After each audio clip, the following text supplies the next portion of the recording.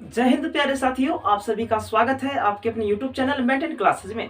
दोस्तों, आज हम लोग सीखने वाले हैं संख्याओं के बारे में कि प्राकृत संख्या किसे कहते हैं, पूर्ण संख्या किसे कहते हैं, पूर्णांक संख्या किसे कहते हैं, सम संख्या किसे कहते हैं, विषम संख्या किसे कहते हैं। यदि आप मैथ को समझना चाहते हैं, सीखना चाहते हैं अच्छा से, तो ये सब आपको आना चाहिए। तो दोस्तों चलिए, इस वीडियो को शुरू से लेकर अंत तक आप लोग देखते रहिएगा, पूरा आपको समझ में आएगा। तो चलिए बिना समय बर्बाद की इस वीडियो को स्टार्ट करते हैं। चलिए दोस्तों, प्राकृत संख्या को समझते हैं। सबसे पहले प्राकृत संख्या,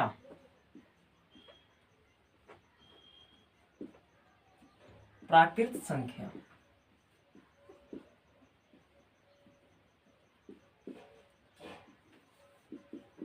प्राकृत संख्या किसे कहते हैं?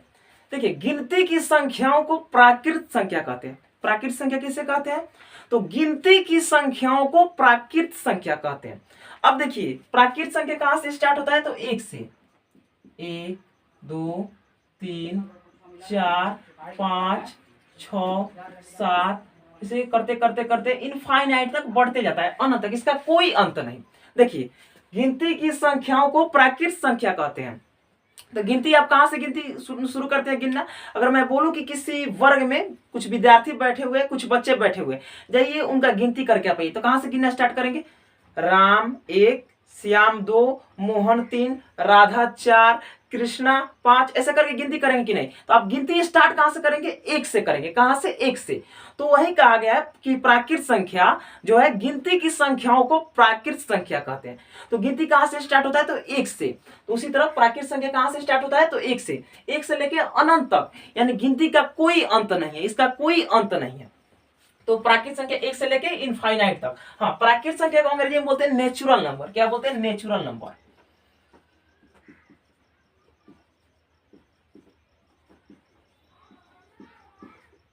प्राकृत संख्या को अंग्रेजी में बोलते हैं नेचुरल नंबर। समझ में आया? कोई दिक्कत? गिनती की संख्या को प्राकृत संख्या कहते हैं। ठीक है, चलिए अब अगला आइए। अगला आपका क्या है? पूर्ण संख्या। पूर्ण संख्या, पूर्ण संख्या को अंग्रेजी में क्या बोलते हैं? Whole number. होल नंबर,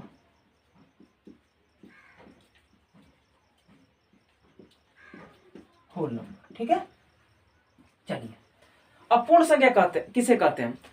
तो प्राकृत संख्या के समूह में, यदि प्राकृत संख्याओं के समूह में शून्य को शामिल कर लेने से जो संख्याओं का समूह बनता है उसे पूर्ण संख्या कहते हैं। फिर से सुनिएगा, यदि प्राकृत संख्याओं के समूह में शून्य को शामिल कर लेने से जो संख्याओं का समूह बनता है उसे पूर्ण संख्या कहते हैं। पूर्ण संख्या 0 से स्टार्ट होता है। कहां से स्टार्ट होता है? तो 0 से। 0 1 2 3 4 5, ऐसे करते करते करते इनफाइनाइट तक, यानी अनंत तक। 0 1 2 3 4 5 डॉट डॉट करते करते ऐसे बढ़ते बढ़ते जाएगा, इसका अंत नहीं होगा। ये क्या होगा? इनफाइनाइट तक। ठीक है, तो वही कहा गया है कि पूर्ण संख्या किसे कहते हैं? यदि आप प्राकृत संख्याओं के समूह में शून्य को शामिल कर लेते हैं और शून्य को शामिल करने से जो संख्याओं का समूह बनता है उसे पूर्ण संख्या कहते हैं। तो पूर्ण संख्या कहां से स्टार्ट होता है? तो 0 से। जब भी सवाल में पूछे कि सबसे छोटी पूर्ण संख्या, तो 0। सबसे छोटी पूर्ण संख्या 0। यदि प्राकृत संख्या पूछे आपसे कि सबसे छोटी प्राकृत संख्या बताइए, तो सबसे छोटी प्राकृत संख्या आपका 1 होगा। कोई दिक्कत नहीं। इतना बात समझिए कि प्राकृत संख्या 1 से स्टार्ट होते अनंत तक चला जाता है। ठीक है, और पूर्ण संख्या 0 से स्टार्ट होते हुए अनंत तक जाता है। कोई दिक्कत नहीं। चलिए अब आगे बढ़ते हैं। पूर्णांक संख्या। कौन संख्या? पूर्णांक संख्या। यहां पे लिखते हैं अच्छा से, पूर्णांक संख्या। पूर्णांक संख्या, पूर्णांक संख्या को इंटीजर बोलते हैं। क्या बोलते हैं? इंटीजर। इंटीजर। ठीक है, चलिए अब देखिए पूर्णांक संख्या क्या होता है। तो संख्या रेखा पर देखिएगा कि संख्या रेखा पर 0 से आप दाएं तरफ बढ़ते जाएंगे तो आपको क्या मिलेगा? धनात्मक संख्या। 0 से आगे बढ़ते जाएंगे, धनात्मक। 0 1 2 3 4 5, ऐसे करते करते डॉट डॉट डॉट डॉट, ऐसे करते करते प्लस इनफाइनाइट तक, यानी इनफाइनाइट तक आप बढ़ते जाएंगे। ऐसे करते करते तो प्लस लिखने की आवश्यकता नहीं है, ऐसे डॉट डॉट करते इनफाइनाइट तक। और इधर आएंगे 0 की, यदि आप बाएं तरफ आएंगे 0 के बाएं तरफ, तो ये ऋणात्मक जाएगा। -1 -2 -3, ऐसे करते करते करते करते ये कहाँ तक जाएगा, ये भी इनफाइनाइट तक जाएगा, इनफाइनाइट तक, ठीक है, माइनस इनफाइनाइट तक, यहाँ पर माइनस इनफाइनाइट तक, ठीक है। तो देखिए कि पूर्णांक संख्या क्या होता है, तो देखिए ऋणात्मक संख्या, शून्य एवं प्राकृत संख्या के समूह को आपको क्या बोलते हैं, पूर्णांक संख्या बोलते हैं। तो पूर्णांक संख्या क्या होता है ना, देखिए संख्या रेखा पर जीरो से दाएं तरफ यदि आप बढ़ते जाते हैं, जीरो से दाएं तरफ, तो ये आप सभी आपको धनात्मक संख्या मिलेंगे, यानी प्लस में मिलेंगे, क्या मिलेंगे, प्लस में। यदि आप जीरो से बाएं तरफ जाते हैं तो ये आपको ऋणात्मक में मिलेंगे, यानी माइनस में आपको करते करते संख्या डॉट डॉट करते करते अनंत तक, इनफाइनाइट तक जाएगा, ठीक है। अब देखिए इसमें बात समझिएगा, यदि आप ये जीरो आप देख रहे हैं तो अब पता है ये जीरो तो ये पूर्णांक है, ठीक है, लेकिन जीरो ना तो माइनस में होता है और ना ही प्लस में, ये क्या होता है, उदासीन होता है, ये ना तो धनात्मक होता है और ना ही ऋणात्मक होता है। ये जो आपका शून्य है, जो जीरो है, ना तो ये धनात्मक होता है और ना ही ऋणात्मक होता है, ये क्या होता है, उदासीन, ये उदासीन पूर्णांक होता है, उदासीन, उदासीन होता है, ठीक है। क्या होता है, जीरो उदासीन पूर्णांक होता है, ठीक है। चलिए यदि आप जीरो से आगे बढ़ते जाएंगे तो ये क्या होता है, धनात्मक, क्या होता है, धनात्मक पूर्णांक, ये आपका धनात्मक पूर्णांक होता है, धनात्मक पूर्णांक, कोई दिक्कत नहीं। यदि आप जीरो से बाएं तरफ बढ़ते आएंगे, जीरो से बाएं तरफ, तो ये आपका ऋणात्मक पूर्णांक होता है, क्या होता है, ऋणात्मक पूर्णांक, पूर्णांक, ऋणात्मक पूर्णांक, कोई दिक्कत नहीं। और जीरो जो होता है आपका उदासीन पूर्णांक होता है, उदासीन पूर्णांक, कोई दिक्कत। उम्मीद करता हूं कि यहां तक आपको अच्छा से समझ में आया होगा, ठीक है। चलिए आगे बढ़ते हैं, इसको मिटा देते हैं, हाँ नीचे आ जाएगा। चलिए अब आते हैं सम संख्या पर। सम संख्या किसे कहते हैं, सम संख्या, सम संख्या को अंग्रेजी में बोलते हैं इवन नंबर, इवन नंबर, ठीक है। चलिए अब इवन नंबर, इसको मिटा देते हैं, इसको, जीरो उदासीन होता है, ये तो यादें हैं आपको। अब बताइए सम संख्या, वैसी संख्या जो दो से पूरा पूरा कट जाता है, जो संख्या दो से पूरा पूरा कट जाता है उसे सम संख्या कहते हैं। जैसे कि देखिए 2, 4, 6, 8, 10, ऐसे करते करते करते करते इनफाइनाइट तक, जो संख्या दो से पूरा पूरा कट जाएगा वो आपका सम संख्या कहलाएगा। जितने भी संख्या दो से कट जाएंगे वो सभी सम संख्या कहलाएंगे। सम संख्या दो से स्टार्ट होता है, सबसे छोटी सम संख्या दो है, सबसे छोटी सम संख्या दो है, ठीक है। और बड़ी का हम पता नहीं लगा सकते, बड़ी ऐसे करते करते इनफाइनाइट तक जा रहा है, अनंत तक जा रहा है, तो हमको अंतिम मतलब कि नहीं बता सकते हैं कि अंतिम सम संख्या कौन होगा, ये संभव नहीं है। लेकिन सबसे शुरुआती का है या सबसे पहला सम संख्या आपका दो होता है, ठीक है। तो जो संख्या दो से पूरा पूरा कट जाता है वो आपका सम संख्या कहलाता है। तो दो से ये दो भी कट जाएगा, चार भी कट जाएगा, 6 भी कट जाएगा, 8 भी कट जाएगा, 10 भी कट जाएगा, तो ये सभी क्या हुए, सम संख्या, ठीक है। अब आपका आता है विषम संख्या, आपका आता है विषम संख्या, विषम, विषम संख्या, विषम संख्या को बोलते हैं अंग्रेजी में ऑड नंबर, ऑड नंबर, ठीक है। अब बताइए विषम संख्या किसे कहते हैं। सम संख्या तो पता चल गया कि जो संख्या दो से पूरा पूरा कट जाएगा वो सम संख्या होगा, लेकिन विषम संख्या जस्ट इसका अपोजिट, यानी इसका उल्टा, जो संख्या दो से पूरा पूरा नहीं कटेगा, यानी जो संख्या दो से नहीं कटेगा वो आपका विषम संख्या होगा। जो संख्या दो से नहीं कटेगा वो विषम संख्या कहलाएगा। तो दो से कौन कौन संख्या नहीं कटेगा बताइए हमको, तो एक नहीं कटेगा, कोई दिक्कत नहीं, दो कट जाएगा, दो नहीं, 3, 1, 3, 5, 7, 9, 11, 13, ऐसे डॉट डॉट करते करते इनफाइनाइट तक, ठीक है। बताइए विषम संख्या, वैसी संख्या जो दो से पूरा पूरा नहीं कटता है उसे विषम संख्या कहते हैं। इनमें से जितना भी संख्या दिया गया क्या दो से कटेगा, नहीं कटेगा। 1 को 2 नहीं काट पाएगा, 3 को भी 2 नहीं काट पाएगा, 5 को भी 2 नहीं काट पाएगा, 7 को भी नहीं काट पाएगा, ऐसे करते करते किसी को भी 2 नहीं काट पाएगा, तो ये विषम संख्या है। विषम संख्या कहां से स्टार्ट होता है, तो 1 से। विषम संख्या कहां से स्टार्ट होता है, तो 1 से। 1, 3, 5, 7, 9, 11, 13, 15, 17, इस तरह करते करते बढ़ते जाएगा अनंत तक, इसका कोई अंत नहीं होगा। ये क्या हुआ आपका विषम संख्या। तो जो संख्या 2 से पूरा पूरा कट जाएगा वो सम संख्या कहलाएगा, और जो संख्या 2 से पूरा पूरा नहीं कटेगा, यानी 2 से नहीं कटेगा, वो विषम संख्या कहलाएगा। कोई दिक्कत नहीं। चलिए आगे बढ़ते हैं, इसको मिटाते हैं तब तक, ठीक है। आइए दोस्तों समझते हैं अभाज्य संख्या। अभाज्य संख्या, अभाज्य संख्या या अभाज्य संख्या का दूसरा नाम क्या है? रूढ़ संख्या। रूढ़ संख्या, अभाज्य संख्या या रूढ़ संख्या का है, दोनों एक ही चीज है। अभाज्य संख्या कभी कहता है, कभी रूढ़ संख्या। अब बताइए अभाज्य संख्या किसे कहेंगे, बताइए। तो अभाज्य संख्या वैसी संख्या जो एक से और स्वयं से विभाजित होता हो। वैसी संख्या जो एक से और स्वयं से विभाजित हो, यानी कहने का मतलब हुआ कि वैसी संख्या जो एक से और स्वयं से कटता हो। समझ रहे हैं ना, उसे क्या कहेंगे? अभाज्य संख्या। तो अभाज्य संख्या जो एक से और स्वयं से कटता हो, तो देखिए ऐसा कौन संख्या जो एक से और स्वयं से कटेंगे? तो देखिए अभाज्य संख्या 2, 3, 5, 7, 11, 13, 17, 19, ऐसे करते करते करते डॉट डॉट इनफाइनाइट तक। बताइए अभाज्य संख्या वैसी संख्या जो एक से और स्वयं से कटता हो, उसे क्या कहेंगे? अभाज्य संख्या। समझिएगा।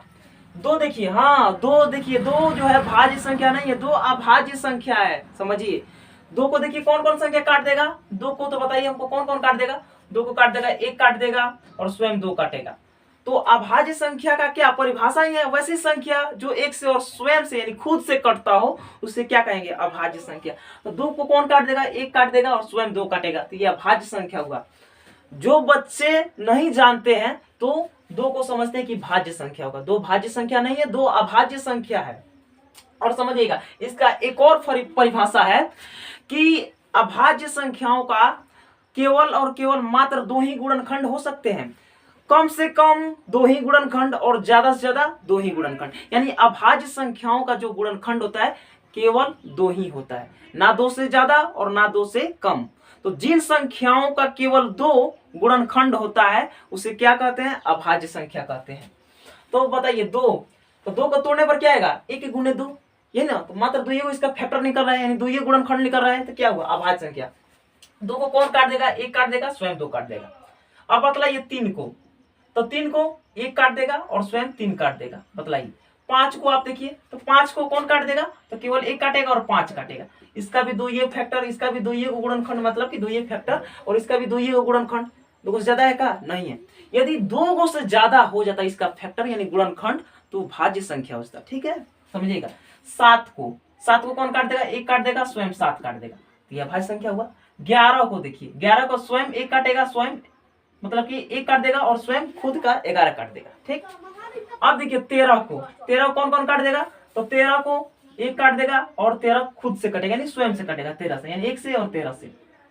17 का उसी तरह है, 17 को एक काटेगा और स्वयं 17 काटेगा। बताइए इन सभी संख्या जो है, ये आपको जो दिख रहा है ये अभाज्य संख्या, ये क्या है? एक से और स्वयं से कटने वाली संख्या। तो वैसे संख्या जो एक से और स्वयं से कटते हैं उसे क्या बोलते हैं? अभाज्य संख्या। और दूसरा भी विधि आप याद रख सकते हैं परिभाषा, कि वैसी संख्या जो एक से स्वयं से कटता है, ये तो हो गया ना। और वैसी संख्या जिसका केवल और केवल मात्र दो ही गुणनखंड हो, उसे क्या कहेंगे? अभाज्य संख्या। तो कभी कभी ऑब्जेक्टिव में आपसे पूछ देता है कि वह कौन सा संख्या है जिसका केवल दो ही गुणनखंड हो सकते हैं, तो आप बताएंगे कि अभाज्य संख्या। ठीक है, अभाज्य संख्या केवल दो ही गुणनखंड होते हैं, ना दो से ज्यादा और ना दो से कम। ठीक है, चलिए समझ में आ गया। चलिए इसको मिटा देते हैं, कोई दिक्कत? तो अभाज्य संख्या दो से स्टार्ट होता है। अब देखिए एक चीज लिख लीजिए, नोट कीजिए, सबसे छोटी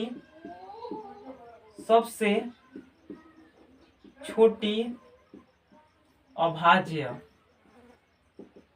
संख्या, सबसे छोटी अभाज्य संख्या क्या होगा? तो सबसे छोटी अभाज्य संख्या 2। ठीक है, और सबसे छोटी अभाज्य संख्या 2 और सबसे बड़ी अभाज्य संख्या अगर पूछता तब, तो सबसे बड़ी अभाज्य संख्या को हम लोग नहीं बता सकते, की संख्या देखिए इनफाइनाइट तक गया अनंत, यानी सबसे बड़ी अभाज्य संख्या जाकर कहाँ पे खत्म होगा ये किसी को पता नहीं है। तो ये सबसे बड़ी अभाज्य संख्या को बतलाना ये संभव नहीं है। ठीक है, तो जब भी पूछे एग्जाम में कि सबसे छोटी अभाज्य संख्या तो 2। और एक चीज ध्यान दीजिएगा, दो सम संख्या होते हुए भी क्या है अभाज्य संख्या। दो क्या है, दो सम संख्या है, सम संख्या है कि नहीं है, दो सम संख्या है और दो अभाज्य संख्या भी है। देखिएगा, दो सम संख्या है और दो अभाज्य संख्या है, यानी सम संख्या होते हुए क्या है अभाज्य, यानी सम अभाज्य संख्या। सम कभी कभी पूछता है कि सम अभाज्य संख्या क्या होता है बताइए। सम अभाज्य संख्या 2, सबसे छोटी अभाज्य संख्या 2 और सम अभाज्य संख्या भी 2 ही है। इस पूरे ब्रह्मांड में केवल और केवल मात्र एक ही सम अभाज्य संख्या है और ये 2 है। 2 यानी दो सम संख्या होते हुए भी क्या है अभाज्य संख्या है। इसलिए जब भी पूछे कि सम अभाज्य संख्या कौन है तो 2 है। और इस पूरे ब्रह्मांड में सम अभाज्य संख्या की संख्या बतलाएं। इस पूरे ब्रह्मांड में टोटल कितने सम अभाज्य संख्या है बतलाइए। तो इस पूरे ब्रह्मांड में केवल और केवल मात्र एक ही सम अभाज्य संख्या है और वो 2 है, कोई दिक्कत नहीं। चलिए बहुत बढ़िया, तो सम अभाज्य संख्या 2 है और कितने संख्या है सम अभाज्य संख्या तो केवल एक ही है और क्या है वो 2 है। ठीक है, कोई दिक्कत, अरे समझिए ना, ऐसे सम अभाज्य संख्या 2 है और इस पूरे ब्रह्मांड में सम अभाज्य संख्याओं की संख्या कितनी है तो 1 है, कोई दिक्कत नहीं। चलिए, और इसमें आप देखिए ना कोई ऐसा संख्या है जो कि सम संख्या है नहीं, सभी विषम संख्या, ये विषम संख्या है, सभी विषम संख्या है, ऐसे करते करते विषम संख्या। इसलिए मैंने कहा कि इस पूरे ब्रह्मांड में केवल और केवल मात्र 2 ही एक सम अभाज्य संख्या है। समझ में आया, कोई दिक्कत नहीं। चलिए आगे बढ़ते हैं। अब यहां पर आइए, भाज्य संख्या, भाज्य संख्या, भाज्य संख्या को यौगिक संख्या भी कहा जाता है। यौगिक संख्या, इसको अभाज्य संख्या को अंग्रेजी में क्या बोलते हैं प्राइम नंबर। अभाज्य संख्या को अंग्रेजी में बोलते हैं प्राइम नंबर, प्राइम नंबर। अभाज्य संख्या को अंग्रेजी में बोलते हैं प्राइम नंबर और भाज्य संख्या को अंग्रेजी में बोलते हैं कंपोजिट नंबर। क्या बोलते हैं इसको, कंपोजिट नंबर। नीचे लिख देते हैं, इसको बोलते हैं कंपोजिट नंबर।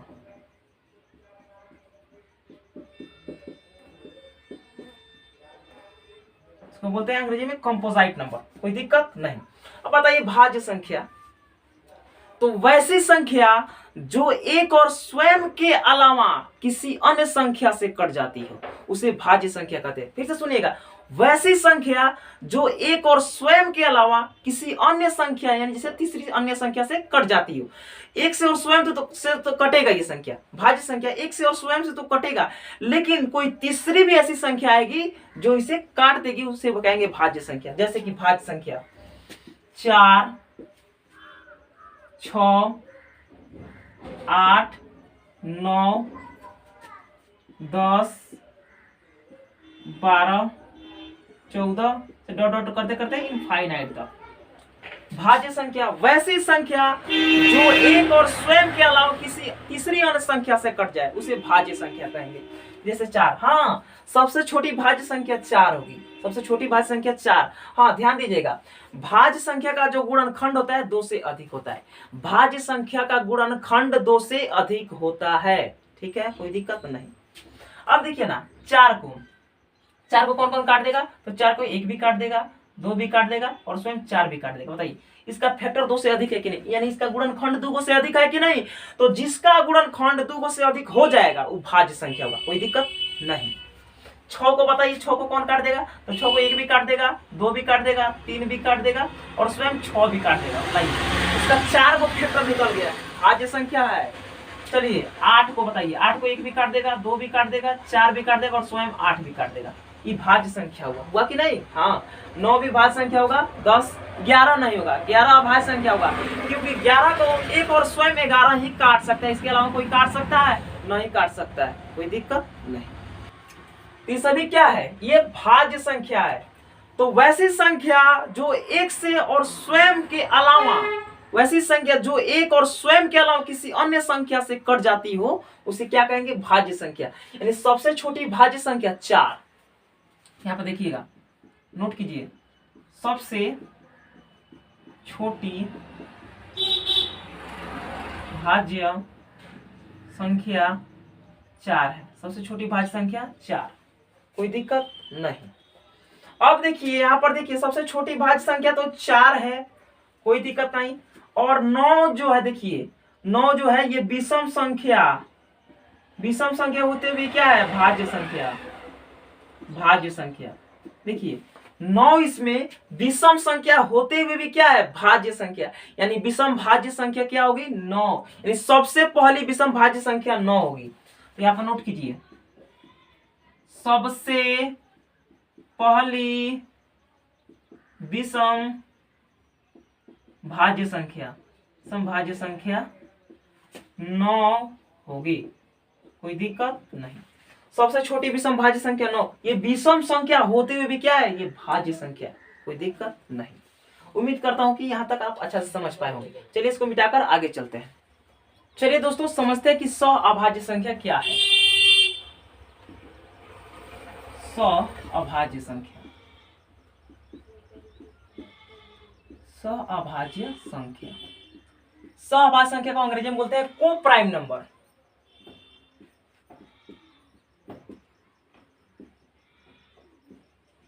को प्राइम नंबर, सौ अभाज्य संख्या को अंग्रेजी में क्या बोलते हैं, को प्राइम नंबर। अब बात है कि सौ अभाज्य संख्या किसे कहते हैं, तो सौ अभाज्य संख्या समझिए किसे कहते हैं, संख्याओं का ऐसा जोड़ा जिसका मसा एक हो। संख्याओं का ऐसा जोड़ा जिसका मसा केवल एक हो, उसे सौ अभाज्य संख्या कहते हैं। संख्याओं का जोड़ा कहने का मतलब कि दो गो ऐसा संख्या जिसका मसा निकालने पर एक आ जाए। दो गो ऐसा संख्या जिसका मसा हमेशा क्या आना चाहिए, यानी एचसीएफ क्या आना चाहिए, एक आना चाहिए, उसे सौ अभाज्य संख्या कहेंगे। अब देखिए सोचिए कि दो ऐसे कौन कौन संख्या हो सकते हैं कि जिनका मौसा निकालने पर एक आते होंगे। बहुत सारी संख्या है, 4, 5, ये सौ अभाज्य संख्या है। 4, 5 सौ अभाज्य संख्या है क्योंकि इनका मौसा क्या आएगा, एक आएगा। आप निकाल कर चेक कर सकते हैं। जैसे कि मान लीजिए, हाँ हो जाएगा, 13, 14 भी हो जाएगा, ये सौ अभाज्य संख्या है क्योंकि इनका भी मौसा क्या आएगा, एक ही आएगा। अरे निकाल कर चेक कर सकते हैं आप। चलिए चेक कर देते हैं। 4, 5 हमने क्या कहा, 4, 5, हाँ वो भी हो जाएगा। चलिए इधर से 19, 20 ये भी सौ अभाज्य संख्या है, ये भी सौ अभाज्य संख्या है, हाँ हो जाएगा। 9, 10 ये भी सौ अभाज्य संख्या है, कोई दिक्कत नहीं। और सारा सोच के बताइए ना, सोच सकते हैं आप अपने से। हाँ ये भी हो जाएगा। 29, 31 ये भी सौ अभाज्य संख्या है क्योंकि इनका भी मौसा क्या आएगा, एक आएगा। तो जिन दो संख्याओं का यदि मौसा एक आ जा रहा है तो सौ अभाज्य संख्या कहलाएंगे। देखिए 4, 5 ये सौ अभाज्य संख्या होंगे। देखिए 4 और 5 का आप मौसा निकाल के देखिए ना, एक आ रहा है, तो जब एक आ जाएगा समझिए सौ अभाज्य संख्या 4 से 5 में। तो बचपन में आप कैसे निकालते थे, पहले 4 एकम 4, 5 में से 4 गया 1, ऐसे करेंगे, फिर इस 4 को यहाँ पर उतारेंगे। अब 1 का पहाड़ा को बार पढ़ेंगे कि 4 आएगा, तो 4 फिर 1 चौके 4, अब 4 में 4 गया, कट गया। अब अंतिम भाजक क्या है, एक ही तो बचा है, तो बताइए ना 4, 5 का मौसा एक नहीं आ गया, यही तो मौसा होता है, यही वाला तो अंतिम भाजक मौसा होता है आपका। मौसा माने एचसीएफ एक, आगे कि नहीं आगे। तो यदि जिन दो संख्याओं का मौसा एक आ जा रहा है तो सौ अभाज्य संख्या आपका होगा। यदि मैं आपसे बोलूं कि आप ऐसे ही संख्या कोई बताइए जिसका मौसा क्या हो, एक आता हो। 17, 19, हाँ ये भी सौ अभाज्य संख्या है, हो जाएगा। 8, 9, 8, 9 भी सौ अभाज्य संख्या है, इसका मौसा एक आएगा। जब आप इसका भी मौसा निकालेंगे तो एक आएगा, इनका भी मौसा क्या आएगा, एक ही आएगा, इसका भी मौसा अगर आप निकालते तो एक आएगा, इन सभी का मौसा एक एक एक आएगा, यही तो आएगा। हाँ देखिए इसको, देखिए समझिएगा, इसको 2 काट देगा, 4 काट देगा, क्या इसको 2, 4 काट पाएगा, नहीं काट पाएगा। चलिए इसको 2, 4 काट देगा तो इसको नहीं काट पाएगा। अब 9 को कौन कौन संख्या काट देगा, इसको 3 काट देगा, 9 भी काट देगा, क्या इसको 3 काट देगा, 9 काट देगा, नहीं काटेगा। यानी जो संख्या इसको काट देगा वो संख्या इसको नहीं काट पाएगा, और जो संख्या इसको काटेगा वो संख्या इसको नहीं काट पाएगा। तो इसका मौसा हमेशा क्या होगा, एक ही तो होगा। जिससे ये कट रहा है उससे ही नहीं कट रहा है, और जिससे ये कट जा रहा है उससे ही नहीं कट रहा है। यानी इसको एक ही तो काट सकता है, केवल इसको एक काट देगा और इसको भी एक काट देगा। तो वही तो हुआ मौसा। जो इन दोनों संख्या को काट दे वही तो आपका मौसा हो जाएगा। जो इन दोनों संख्या को काट दे वही आपका क्या हो जाएगा, मौसा हो जाएगा। समझ में आया, कोई दिक्कत नहीं। अब चलिए एक आपका आता है जुड़वा अभाज्य संख्या। कौन संख्या, जुड़वा अभाज्य संख्या, उसको समझ लेते हैं। चलिए जुड़वा अभाज्य संख्या, जुड़वा अभाज्य संख्या, अभाज्य संख्या, इसको अंग्रेजी में बोलते हैं twin prime number. Twin prime number, twin prime number, twin prime number, जुड़वा अभाज्य संख्या।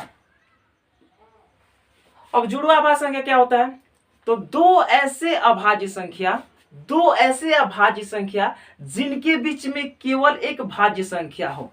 दो ऐसे अभाज्य संख्या जिनके बीच में केवल एक भाज्य संख्या हो उसे जुड़वा अभाज्य संख्या कहेंगे। जैसे कि देखिए यहां पर 3 और 5, 3 और 5 क्या है, ये जुड़वा अभाज्य संख्या कहलाएंगे, क्योंकि 3 और 5 के बीच में आपका 4 आता है। 3 और 5 के बीच में एक भाज्य संख्या है कि नहीं, 4। देखिए यहां पर समझिए, हमने क्या कहा, 3 4 5। हमने कहा कि 3 5 जो है क्या है, ये जुड़वा अभाज्य संख्या है, क्योंकि इनके बीच में 4 जो है क्या है, एक भाज्य संख्या है। तो जब दो अभाज्य संख्याओं के बीच में केवल एक भाज्य संख्या आ जाए तो उसे जुड़वा भाज्य संख्या, जुड़वा अभाज्य संख्या कहते हैं, कोई दिक्कत नहीं। चलिए इसी तरह बतलाइए हमको। हाँ आपका आ जाएगा जैसे कि 11 13, 11 13 ये क्या हो जाएगा, ये जुड़वा अभाज्य संख्या है जी।